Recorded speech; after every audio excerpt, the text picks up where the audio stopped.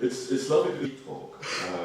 Thank you very much for making me get up so early in the morning. And it's lovely that we're all here being terribly clever and right about stuff. We should all give ourselves a pat on the back and feel sorry for people who aren't here. And maybe break out into a massive chant of USA, USA, spontaneously, or maybe SPJ.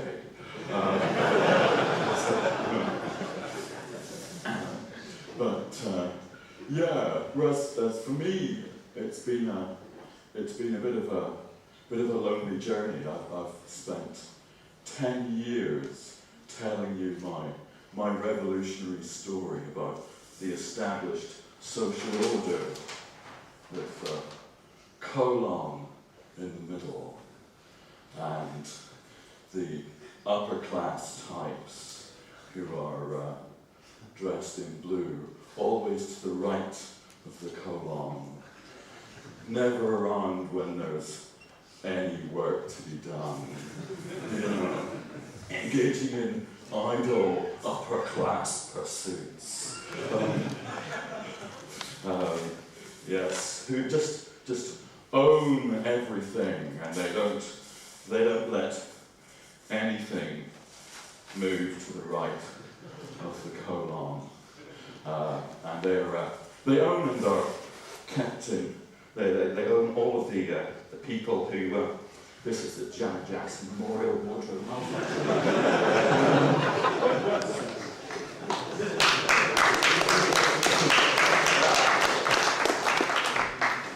I've seen worse. The terms who are on the other side of the colon and engage in all sorts of criminal activity. So we're very good. Lots of us believe that terms should be relatively benign.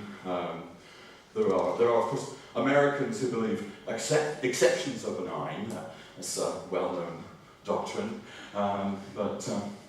There's a question of how much criminal behaviour terms engage in, and whether we could ever possibly deserve to break through the colon. But I'm really pleased to be able to show you, the state of the art of post-revolutionary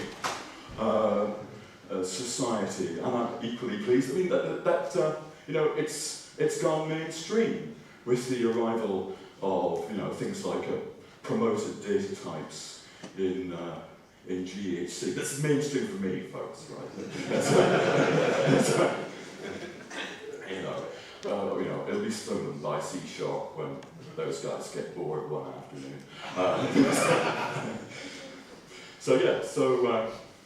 I thought I'd actually, since I'm not going to do old-fashioned plastic technology, I'll actually write a program. This is not an image of an Emacs buffer. This is an Emacs buffer. That is a Twitter client. Hashtag ICFP, folks. Keep it clean. Mind you, I am following the guy who writes the swearing for the thick of it, so may occasionally be interrupted. Anyway, this is an Agda file. These are honest to goodness Agda comments, and the file proper starts like this. Only I can tell Agda to type check this file, and you'll notice that thanks to slight adjustment to the Emacs mode that some friends provided, everything is the colour it should be.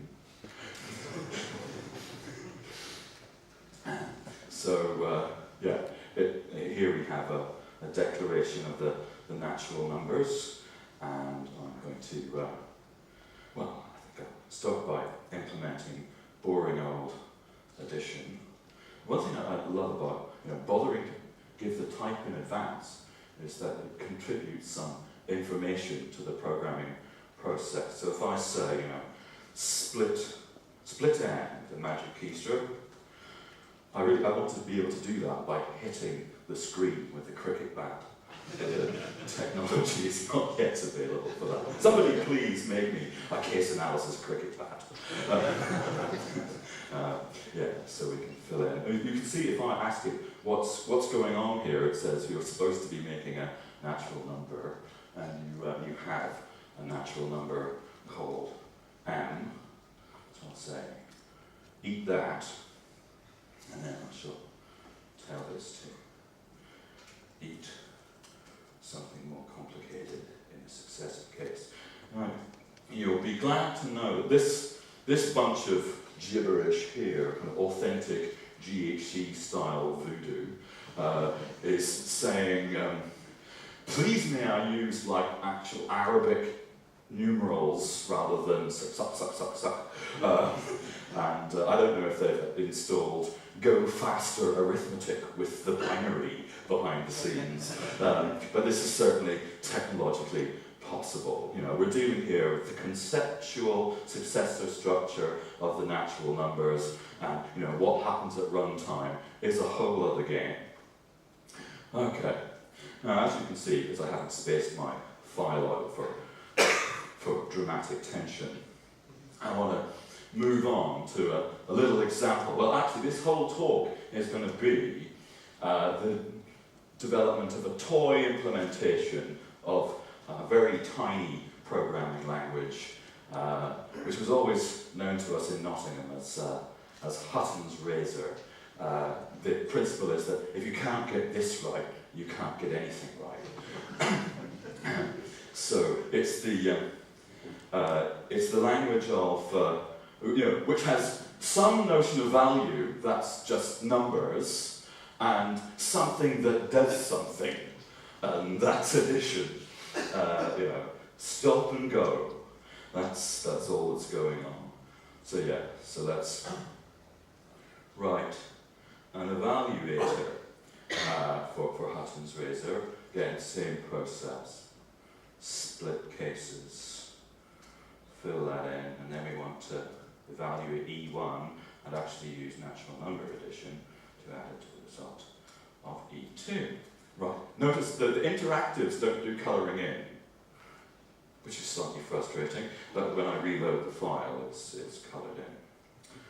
Okay, but we don't want an evaluator, just an evaluator, interpretive overhead, all of that nonsense. I mean, we're running it on with open term partial evaluation in Agda anyway. I mean, we're going to go slow enough. So let's write a compiler for this language, and it's going to be a compiler for a very simple stack architecture, where the stack machine has two instructions, one of which is just to push a value onto the stack, and the other instruction takes the top two values on the stack and replaces them with their sum. Or that's what I'm telling you. We'll have to tell Agda in a moment.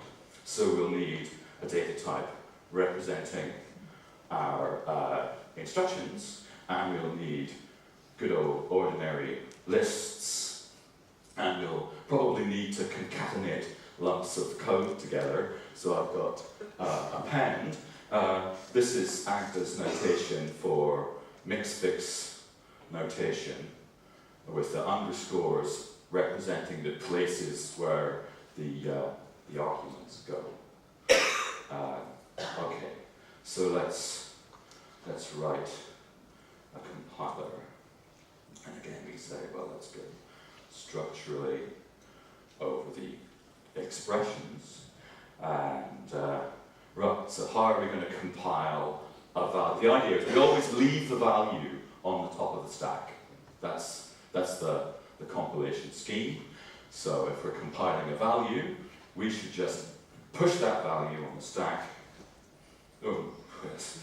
My typing skills vary in inverse proportion to the size of the audience. So please look thin.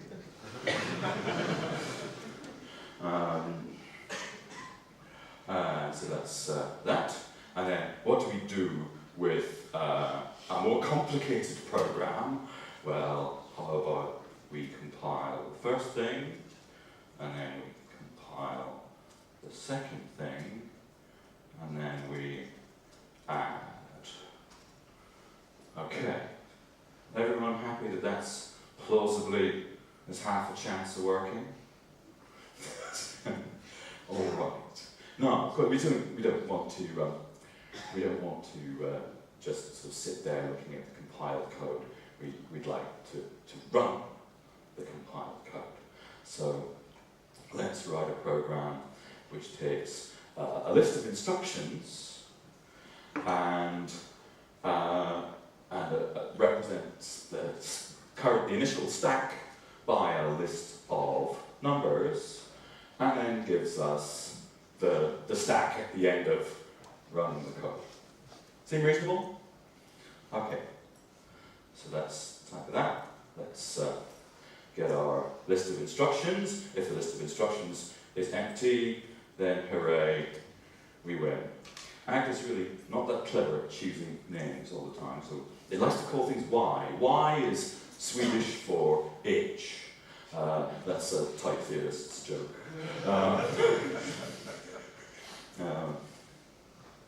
Yeah, so we got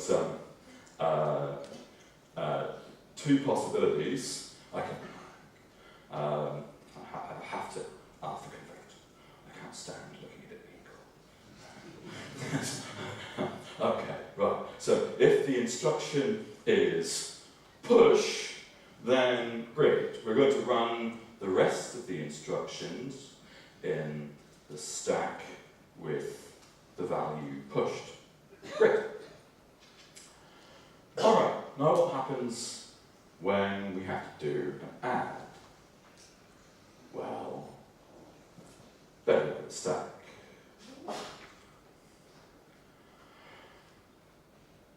What am I going to do when the stack's empty? Oh, forget about that.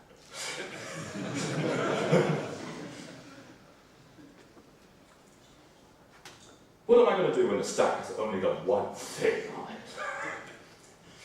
No, forget about that. Return the string undefined. What string undefined? Okay, when there are two things on top of the stack, we get to run the rest of the instructions with x plus y on top of the stack. So, okay, we haven't quite finished this program. Doesn't seem terribly likely that there will be a nice way to finish it. Reassuringly, it is actually possible to run this program even though it isn't finished. For those of you who say, I never run my programs, I only type check them, I'm actually going to run this one even though it isn't finished. So let's run the result of compiling val2 plus val2 on the empty stack. Cross your fingers. 4! I mean, the fact that the cases that shouldn't happen weren't defined, and then they didn't happen, so that was okay.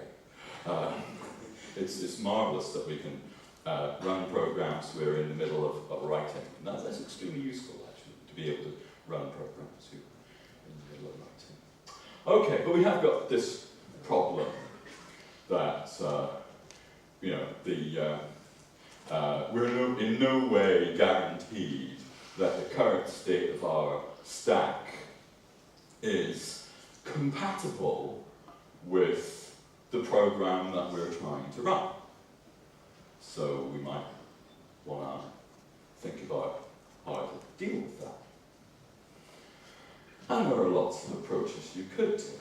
I mean, you could use dependent types to characterize propositionally what is the appropriate relationship between programs and stacks, and prove a theorem that if that relation holds initially, the impossible multiple cases can't happen, and then maybe you would be happy to fill in dummy values of the return types, or some kind of assert failure. Confident that it will never happen. But there's an alternative possibility, which is that we might actually work on the data structures themselves directly, adjusting, refining the definition of our data types to build in the invariants you care about. And that's the thing about dependently typed programming, about dependent type systems. They offer a choice of ways to work, whether you want to add logical superstructure on top of the programs in the types that you're familiar with, or whether you want to build logical infrastructure into those types. And I don't want to speak up ideologically for either way of doing things. I want to argue that it's important to facilitate both, so that programmers can place themselves where they need to be on that spectrum. So if I've been an advocate of indexing data structures all these years, it's because it's the end of the spectrum that's been less supported, both in programming languages and in proof systems, as opposed to programming languages based on type theory. But I believe in this situation, in a mixed economy. Okay, so let's figure out how to fix up this program. Right, what we want to do is somehow enforce that all the way along the appropriate invariants are maintained with respect to stack configuration and which instruction happens. So the idea is that we want to make sure that every instruction leaves the stack in the state that the next instruction inspects all the way along. So we want to kind of build up a chain of stack configuration matching. So a nice way to do that is to refine, instead of working with just sets as the element of our list, to work with relations. So a relation on a set I is some I to set.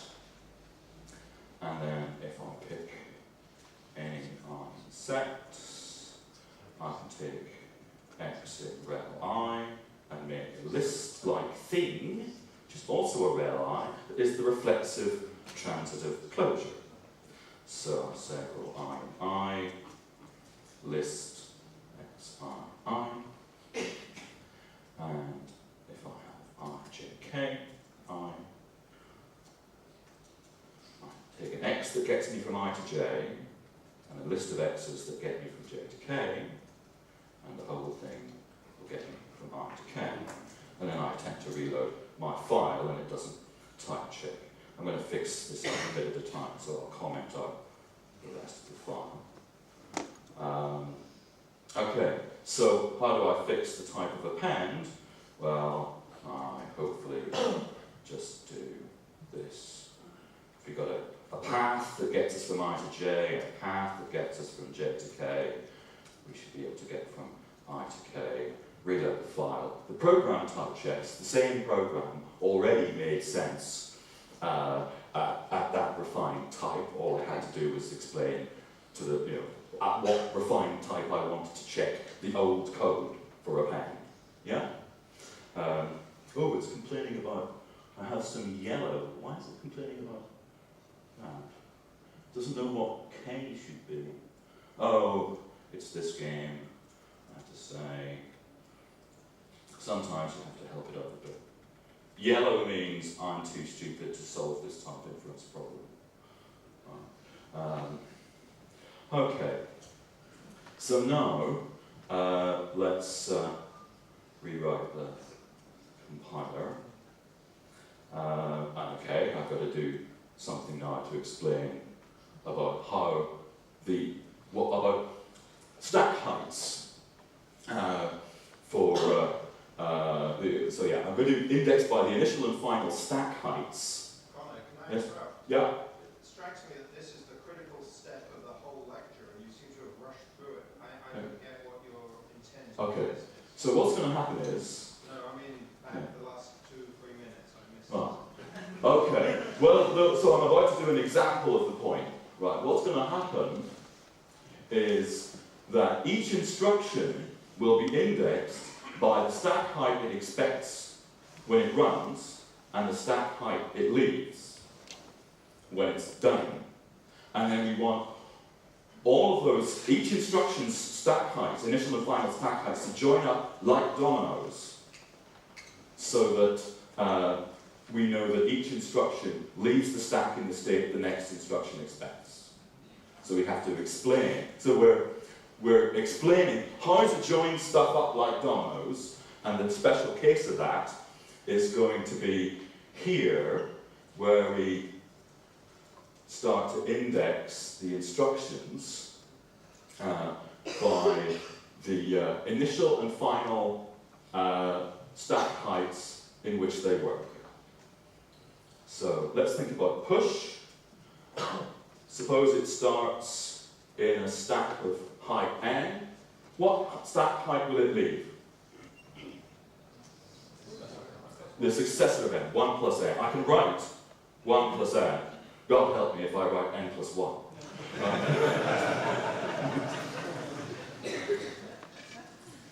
And under what circumstances can we do an addition? If we start in 2 plus n, and what will be the stack height when we're done? 1 plus n, not n. I made that mistake yesterday. I haven't got time to make it today. Okay, so now let's think about the type of compile. When we're trying to compile some code, what should be the initial stack height? Anything you like. Anything you like. That is a very sensible answer and saves me making another deliberate mistake. We want to start in any stack height we like, and what should the stack height be when we're done? One higher, because we leave the value of the expression on the top of the stack. Okay, same compiler, just type checks.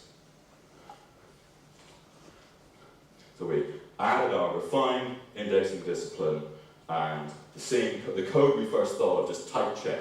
But we're just pointing out the sense that the program already made. Okay, now we have to figure out how to run this thing. How are we going to, so now we're going to make the connection between the stack heights in the list of instructions, so our initial and final stack height annotations on the type of the code, and the actual height of the stack when we're running. Is this, by the way, John, is this fine? Does this make sense now? So now it would be helpful if you went over what you did with list. Yes. So, yeah, so what I did with list was I generalized list to work with things that are indexed over an initial and final state of type I. And I'm saying that nil always preserves the state, and that cons must always, when you have, you take an initial step which gets you from I to j, and then the rest of the list gets you from j to k, so the whole thing explains how to get from I to k. So what I've done is generalized the standard notion of list to the standard notion of the reflexive transitive closure of a relation. I've changed lists of elements to paths in a graph with labeled edges. And that way I can enforce that things join up. Now, I want to explain how to run this stuff. So I need to explain how to make a stack of the height that I want. So that's a list indexed by its length. It is traditional for me to define the sort of standard dependently typed example of the vectors at this point, but I'm not going to. I'm going to reuse lists in the minimal way to make vectors. I want stack elements, and I'm going to make them indexed by over pairs of natural numbers, and I'm going to say that a stack element packs up a natural number, and for any n in that, if you were trying to make a stack of height 1 plus n, and you supply an element, you're left needing to make a stack of height n. So I'm building the appropriate notion of element to fit into this sort of domino sequence to say, you can build a sequence of dominoes that count down from the stack height to 0. I guess I need to fill that in. So this is going to be, I'm going to run code that gets me from I to j in that. Better not comment that out. And I have a stack of elements that goes from height I down to height 0. Then I'm going to end up with a list of elements that go down from height j to height 0. So what I've done is written a parse error, because I've still got a comment. Yeah, so is everyone happy with that presentation of the vectors? That we can present lists of a fixed length just by counting down from that length to 0, providing an element at each step on the way. Is that okay?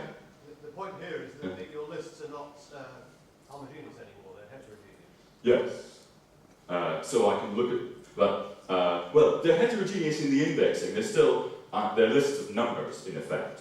But what I'm really saying is that this reflexive transitive closure type is good for lots of sequential structures. John? So I don't know Agda, so I'm confused by this data declaration where you have this E that's not mentioned anywhere else. I have no idea if it makes sense to call it Y or... So this E is a data constructor. So I'm declaring, I'm about to use it. I've only just introduced it, I'm about to use it. So now my stack, instead of just being, that's actually what this type error is here. It's saying this V coming from push is a natural number, but I'm expecting one of these element things. So I have to wrap it up in the constructor E to make an element. And now it's complaining that, well, in my case, can you see, now I've got a type error which says, I'm trying to explain how to do add when there's an empty list. But look at the type error. It's not the most useful type error in the world, but it is at least telling me, hang on a minute, add only happens when there are at least 2 things on the stack, and look, you're telling me there's a case where there's a stack that's empty. I'm afraid I've got no option but to delete this line of the program that I don't know how to write. What rotten luck. Okay, now it's complaining about something else. Oh, that this isn't an element. I'm going to just have to do E wrapping around all of these stack entries and be careful where I put my brackets.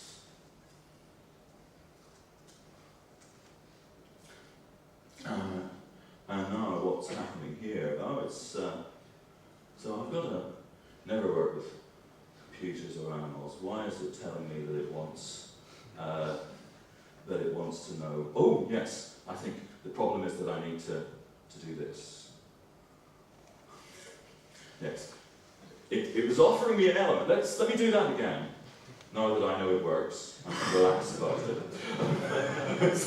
Right, so what it's saying is, there is a case, it is conceivable that there is something at the top of the stack, this y at the top of the stack, but this y is an element that counts down from, oh yeah, let's look at the type of y, don't I? Let's look at the type of y. Yes, y is supposed to be an element that gets all the way down from 2 to 0 in one go. We know the stack height is at least 2, and we know that since it's the last thing in the stack, it's got to reach 0. But can such a y possibly exist in this element type? No, it can't. It can't. You have to go down one step at a time. So this notation, I don't like the choice of notation, but I like the concept. This empty parentheses. If you're used to Haskell, you might think that means the trivial thing in the unit type.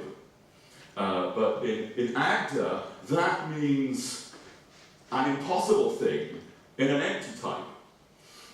And, yeah, sorry folks, cognitive dissonance, but so one thing you can do when you're writing a pattern matching program in Agda is point out that you don't need a right-hand side of the equation because there's no case to answer, because one of the things on the left-hand side is impossible. This is stuff that happens in the dependently typed world. You can paint yourself into a corner of having impossible inputs, and this is how you avoid having to produce meaningless outputs. Okay. Yeah. Does it work if If I remove that line, I'll try. I think it did yesterday. Yeah, it's happy. Yeah, one slight infelicity is that programs built interactively are not always guaranteed to be reloadable. But that's just up to the order in which case analysis is rechecked. But usually you can fix it. The advice from Ulf Norell is, if you get an opportunity to point out that something is impossible, take it. Okay, so here we are. I've got almost no time left, and I've managed to write this much. So I think I should possibly fast forward a little and exploit the fact that this talk is not nearly as spontaneous as it might have appeared. Okay, what I want to do now is, if everyone's fine with the story so far, I want to make the programming language a bit more complicated. Don't get your hopes up, it won't be a lot more complicated, just a little bit more complicated. So I'm going to add, I'm in the wrong file. I know what's happened. Yeah, I want to load this file. Right, so what I've done is I've defined the booleans, I've defined if then else with lovely fancy mix fix notation, underscores showing you where the stuff goes, and I have added an extra constructor for Boolean constants to the expressions, and I've added if then else to the expressions. So what's that going to do for our business of writing an evaluator?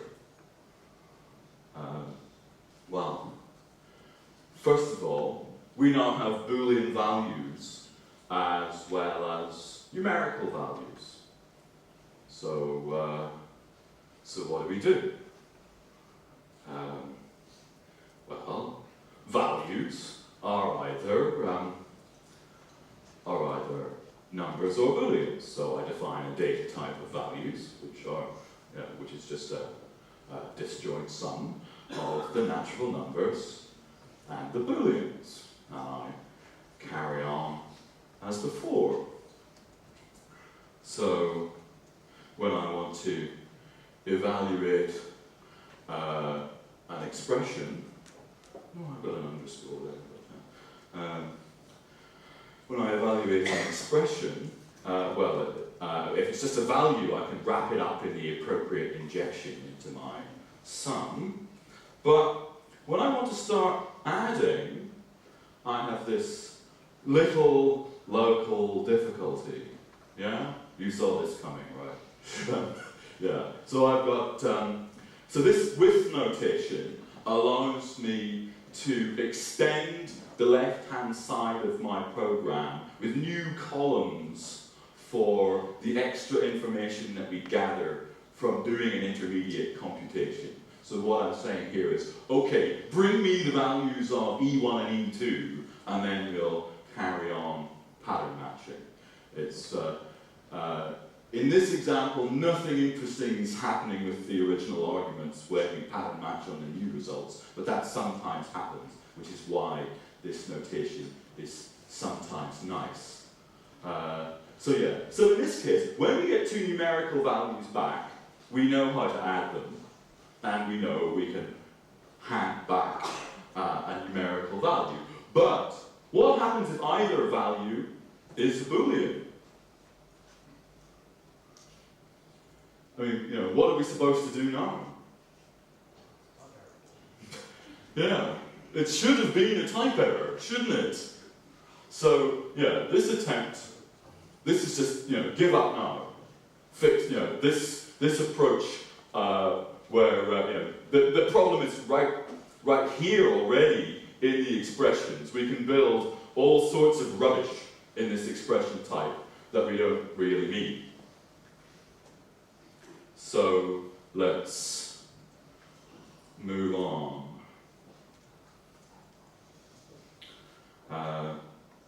Conscious of time. So what's going to happen? So when you load a new file, it always takes you back to the old one to look at your. It doesn't move the goal buffer, the information buffer. You have to do that manually. Okay. So I'm now back in part 1. I didn't want to be in part 1. I wanted to be in part 4. Okay. So now I've built a slightly more sophisticated setup. I've defined a data type to represent the types in my new toy language. They are either bool or nat.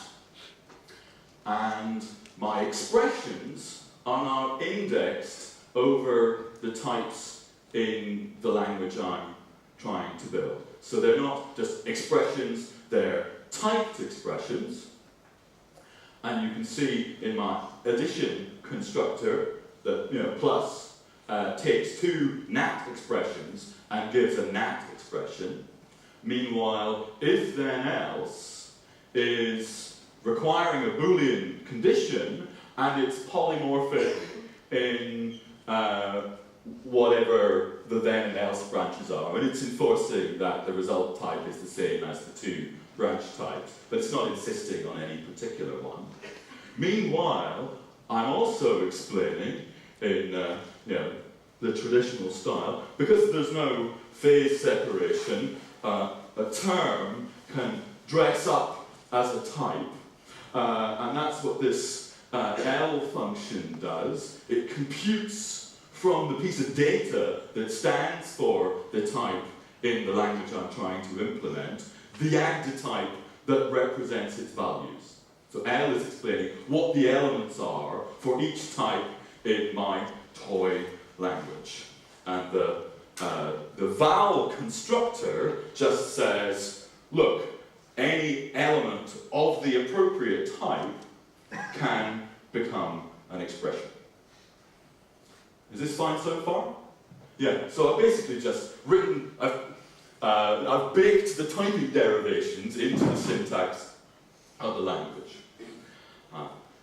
implemented if then else, and now I can write eval in exactly the clean way that you would expect. Okay? So let's look at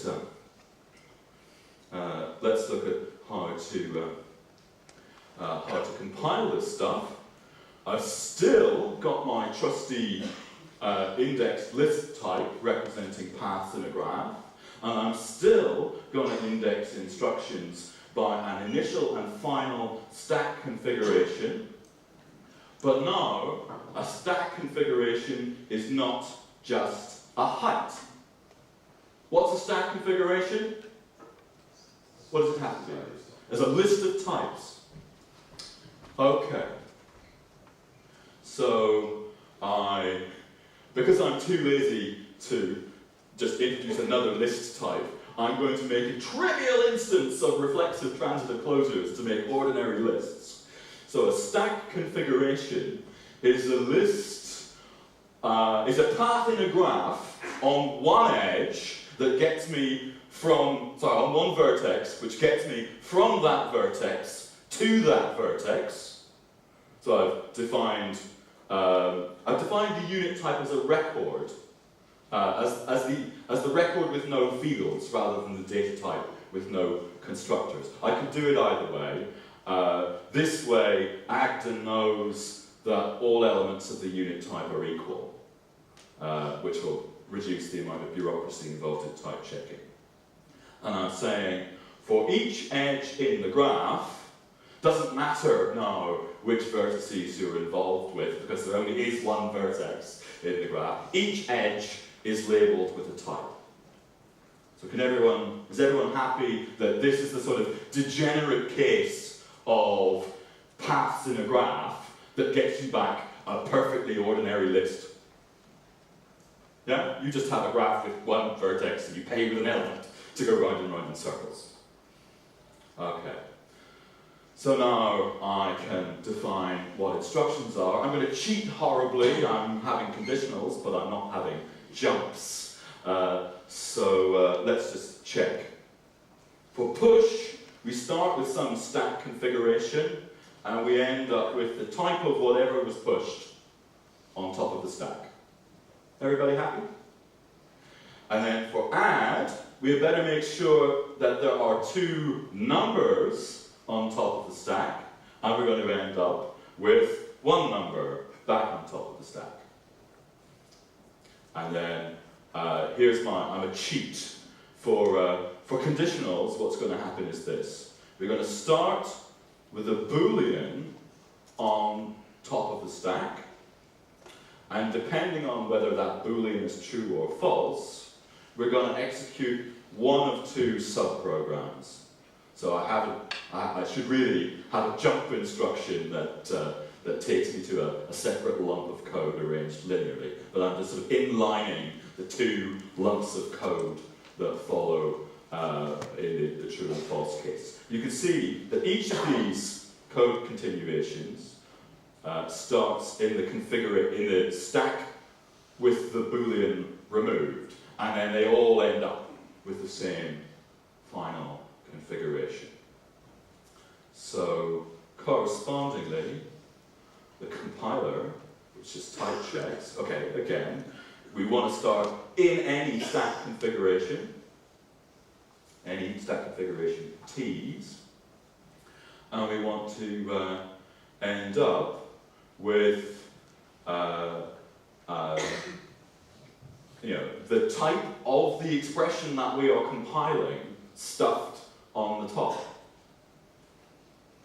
So we write the compiler that we were thinking of, for a value, push, for an addition, compile, and add, and for the conditional, compile the test, and then do an if pop with the compiled code for the two branches, and everything just matches up. So we're stack safe, no runtime type errors, no stack underflow. Rather like the long lost functional Perl by McKenna and Wright. then I have to modify my stack element, which I've called V here. Let me search and replace V to else, just to be consistent with my notation. So I'm saying now to fill in one element of a stack with configuration T, T's, you have to give me an element of T, and then we'll carry on from T's. Okay? So a stack is a path in this graph that gets us from the stack configuration we're currently at down to the empty configuration. So the type of run says if I have a list of instructions that gets me from configuration I to J, and I have a stack compatible with I, I'll end up with a stack compatible with J, and the resulting code just type checks. Everybody happy with that? So when we're executing the add instruction, the type information is guaranteeing that the values on the top of the stack are numbers and can just be added. Meanwhile, when we're executing if pop, the type information guarantees that the thing on top of the stack is a Boolean, and I can test it for being true or false. Everybody fine with that? So we know that this compiler is going to generate code that will run and produce some sort of output stack with the right configuration. Are we happy? Are we pleased with ourselves, yeah? You change those I's and J's to like TS's or something? Yeah. So this, I can change this to types and types prime. Alpha conversion considered essential. And I need to change these as well. Conor, why is it the empty list related to T's and T's prime rather than the configuration of your choice? Right. So this is the initial. These are the instructions that get from configuration from T's to T's prime, and this is the stack which counts down from T's to empty at each place, giving us an appropriate element. So this is a stack of a stack. So it's a stack segment which happens to end at the empty configuration, so that we actually have an entry for the whole stack. Okay.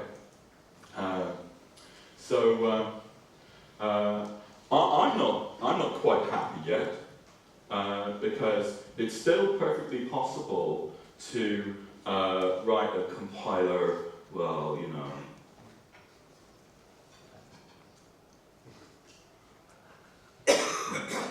that type checks.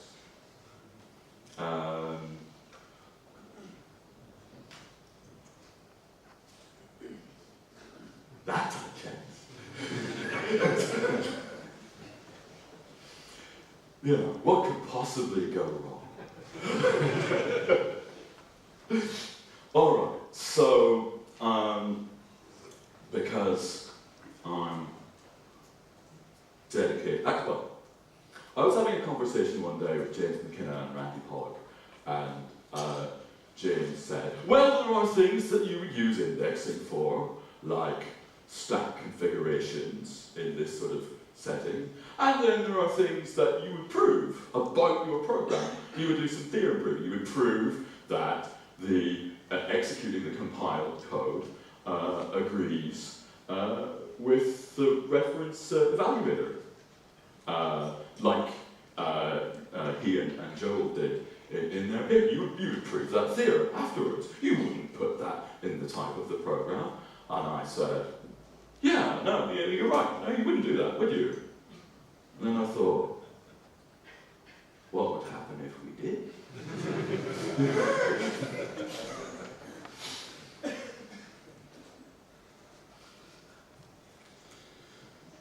Right. Okay, yeah. The trouble with this,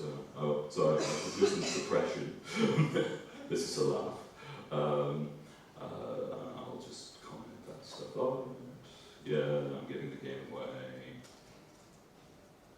Okay, so what's going on? Let me get to the... Oh, I've done that again.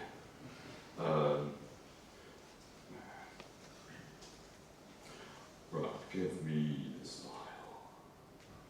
And load. Okay, so we start the same as ever we did. We have our typed expressions. Now, and we have the same notion of lists.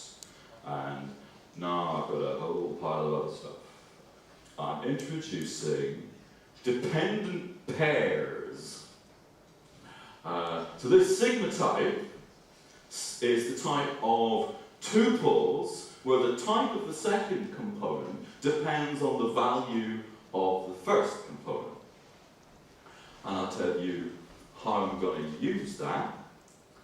I'm going to start indexing instructions by not just the stack configuration that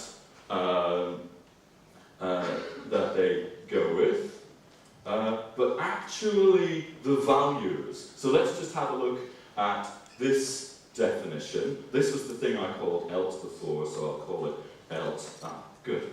Same query and replace. No, not there. Right. So this is the type of stacks I had last time. Stacks that are appropriate to the configuration. With values appropriate to the configuration. Now I'm going to index the instructions, not just by configurations, but by configurations paired with stacks that are appropriate for that configuration. So I'm going to tell you in the types of the instructions exactly what the instructions do to the stack. So here, for example, if I'm pushing V of type T, then I'm going to go from configuration T's value V's to T on top of the configuration and V on top of the stack. Is that making sense? So I'm working with paired up configurations and actual stacks, and the type system is making sure that the stack matches the configuration. And then here, I'm saying the add instruction, sure, it still goes from nat on top to nat on top, but it goes also from y and x on the top to x plus y on top. And similarly, for if pop, I've coded up the logic. This thing really starts with a boolean on top of the stack, and if and the resulting the stack we end up with will depend on which of the two continuations we run. Whether we run the true continuation, which gives us VST, or the false case, which gives us VSF. So I'm really saying this is the logic of if. We're selecting between these two outcomes. Is it the case that the end up stops you from putting those the other way around? You could have had VSF and VST and screwed up there. Yes, I could screw up here, and that would be bad. Just the same as the other one. Yeah, I mean, so here I'm defining the reference semantics, well, how the machine runs and the behavior I expect. Now, what I'm really doing here, what I've done here is taken my my previous run program and kind of splattered it across the definition of my data type in the first place. And as you'll see later from Pierre, that's the kind of transformation we can do mechanically. So this is a derived refinement of the type based on a previous program we've written. I'm doing it manually. It would be lovely to do it automatically, and it is possible. Haven't you just inline the definition of a val and the definition of the type? I've just inlined the definition of run. No, val. The very first thing. If you evaluate, no, never mind. So, no, I haven't. I've inlined run. And what's about to happen is that I'm going to check that run and eval are compatible.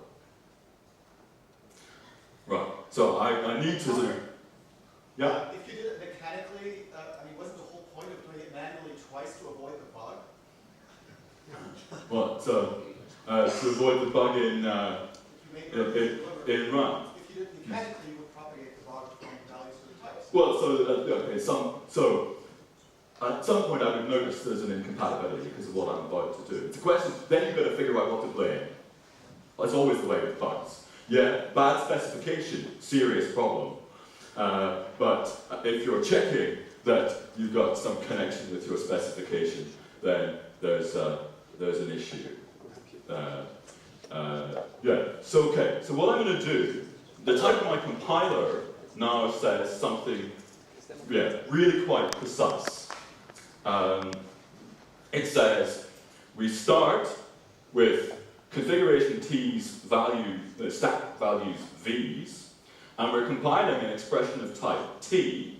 We're going to end up with a T on the stack, and not just any value on the top of the stack, but the value demanded by the reference evaluator. So, I don't just want to write any old compiler, I want to write a correct compiler. Okay, so I'm going to speed up and start using Agda's automatics to just guess what the program is. Very good.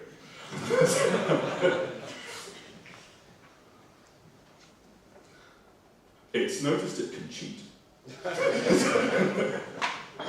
All right, better not do that.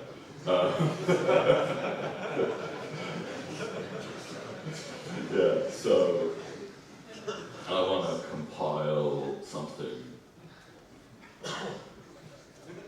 and compile something else, and then add. I need a thing. So I'm going to say what thing.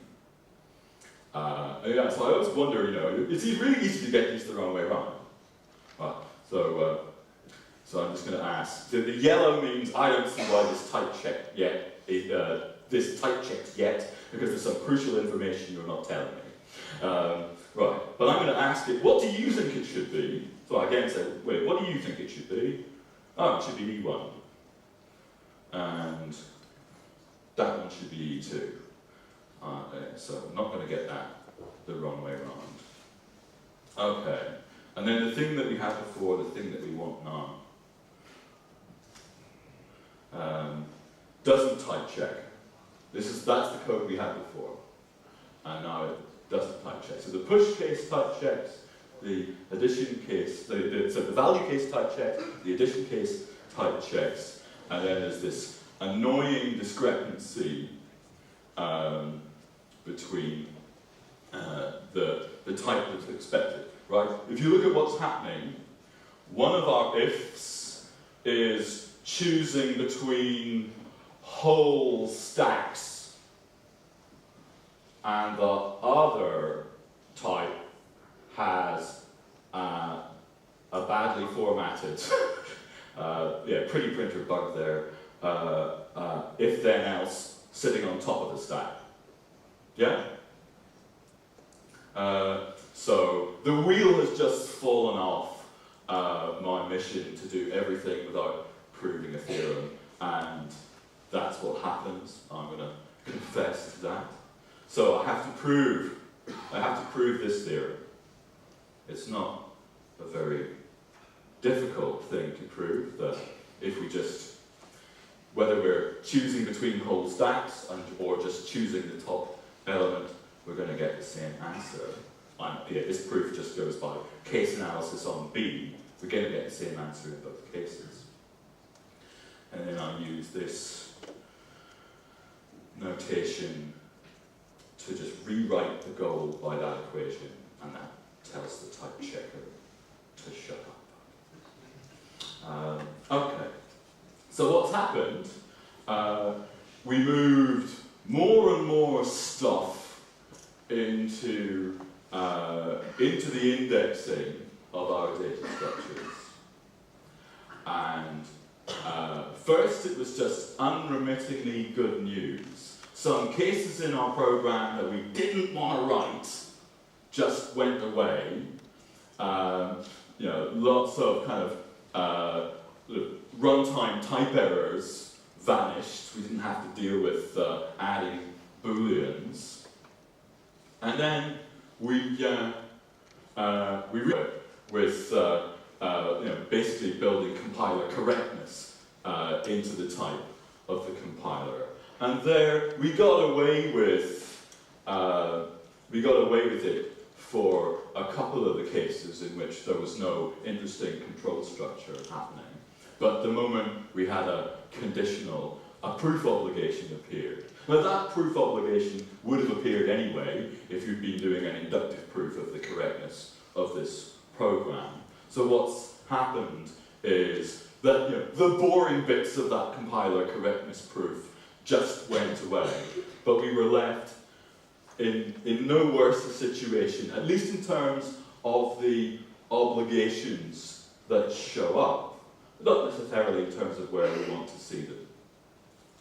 So I guess what I'm trying to suggest, the lesson from this, is that it's useful to have room to maneuver when you're working with types that can be made more or less informative. You do want to be able to bake in simple invariants to your data structures, but you also need to be able to prove theorems. So we need the integration of our technologies. I'll stop there.